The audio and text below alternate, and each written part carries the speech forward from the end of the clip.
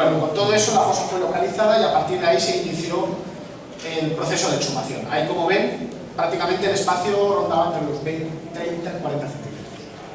En un espacio muy reducido donde la exhumación fue realmente complicada de abordar. Bueno, y en ese microespacio entre el muro, que es lo que están viendo aquí, y la línea de fosa reciente, que es la que están viendo en el tapial de ladrillo, aparecen los restos humanos. Efectivamente, ya da la sensación, este fémur estaba desplazado, le faltaba la pierna, había otras regiones anatómicas alteradas, hay una planimetría, es decir, ya sabíamos que la fosa había sido manipulada y que no estaba intacta, como nosotros personalmente preferimos que se encuentren los restos. Parte de los restos del brazo derecho se habían perdido, parte de la pierna se había perdido. Bueno, con todo eso y pensando que efectivamente en ese momento solo teníamos un esqueleto, podían corresponder, teníamos ya dudas, empezamos a ver algunas evidencias claras de que nos encontrábamos con los restos cadavéricos de los guerrilleros, en el sentido en que ya encontramos evidencias de balística, como este proyectil en una mano, en la palma de la mano de uno de ellos, junto a un metatarsiano, otras evidencias como proyectiles encajados en regiones anatómicas como en estas dos vértebras lumbares, evidencias de lesiones por arma de fuego, como esta que ven que atraviesa todo lo que es la pala ilíaca, fracturas complejas, probablemente ocasionadas por arma de fuego también, como esta fractura totalmente biselada y transversal de húmero, fractura in situ de mandíbula, de rama mandibular izquierda. Estos son datos muy importantes para luego poder llegar a la exhumación. Una vez levantamos el primer cadáver, nos encontramos con el segundo, que tenía una situación similar a la primera, un cadáver que estaba movilizado. La fosa se desplazaba ligeramente hacia los pies, como pueden ver, no tenía una forma muy homogénea, muy cuadrangular. Veíamos restos de un tercer cadáver, aquí, el brazo de un tercer cadáver, con lo cual, obviamente, sabíamos que nos encontrábamos en la fosa en este momento ya. Hay una planimetría del segundo cadáver donde ya se puede observar que hay partes de regiones anatómicas que se habían perdido. Concretamente, este tenía un 70% de índice de conservación esquelética. Otras evidencias de lesiones, como restos de un proyectil, también a nivel del sacro. Estos son fotos tomadas in situ en el proceso de levantamiento o entrar al laboratorio. Lesiones por arma de fuego prácticamente incompatibles con la vida. Esta afecta a lo que es la parte superior del esternón y afectaría al mediastino, donde tenemos pues, todo el callado aórtico, torácico, y prácticamente es incompatible con la probable ocasión de un shock hemorrágico, una muerte muy rápida. Restos de la pierna de este individuo, y lo que llamó la atención es que aquí en este corte, entre los ladrillos que representan el panteón, aparecían restos descontextualizados, restos de un cráneo, restos de costillas. Lo que sospechamos es que el tercer individuo que nos faltaba, el que solo teníamos muy poquito, probablemente pudiera estar desplazado en el contexto de la construcción de este nicho en ese pequeño espacio.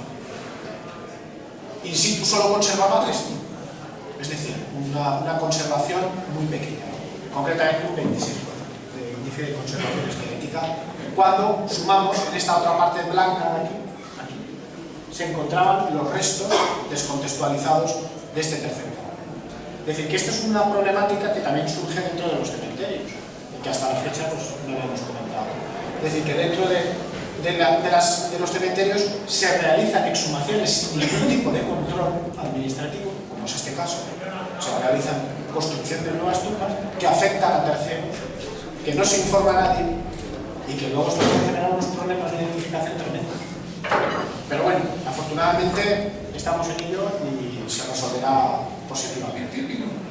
Efectivamente, en ese trozo se procedió a hacer una excavación parcial, porque no podíamos alcanzar esa cota. Si hubiéramos excavado eso, probablemente se nos hubieran desmoronado los dos tabiques, ¿no? de las dos tumbas que teníamos a derecha e izquierda.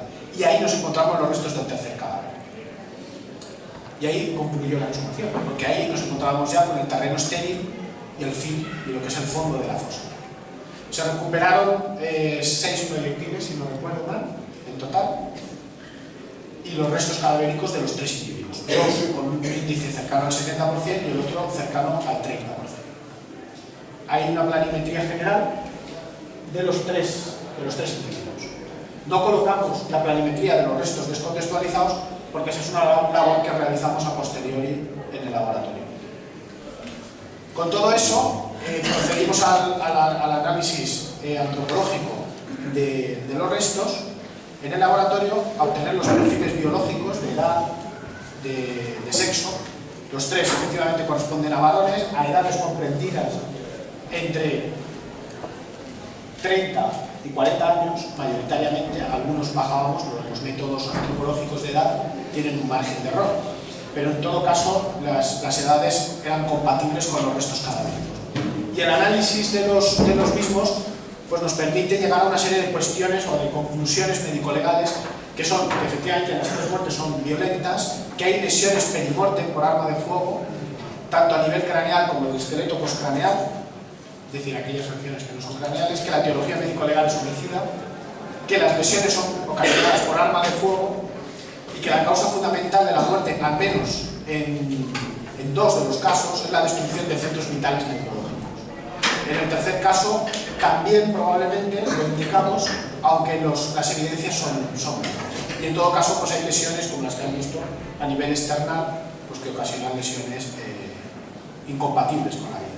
La data de la muerte, pues nos la referimos a los datos que nos indica el expediente judicial.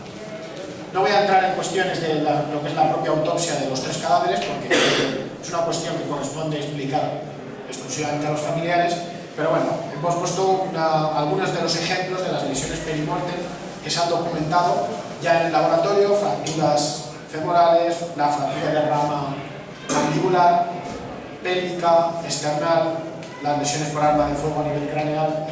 Es decir, que sigue un patrón ya conocido, que hemos visto en muchos casos y que demuestran el trauma perimortem y la muerte violenta. En este caso, contábamos con el expediente judicial y con las declaraciones de autopsia.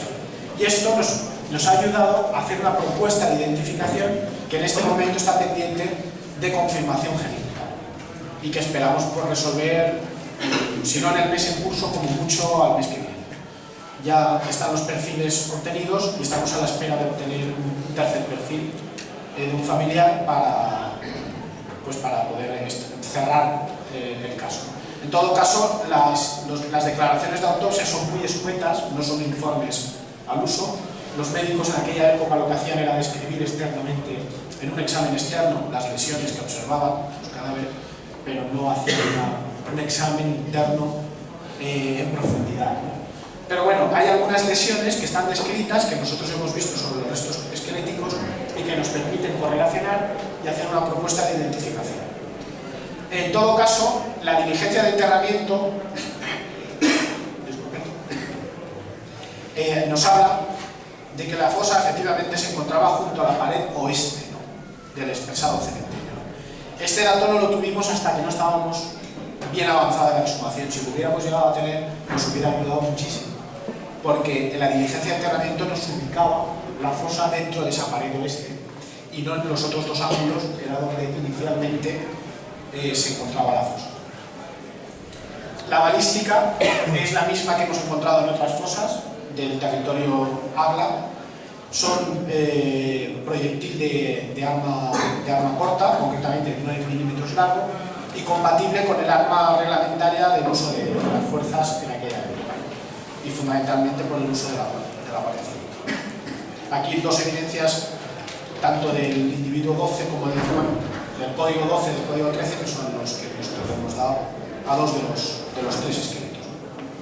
Con todo eso, procedimos junto con la oficina de desaparecidos de la Gavilla a contactar con todos los familiares para buscar los familiares adecuados y válidos para la identificación genética, y fundamentalmente hemos trabajado con hijos y con sobrinos.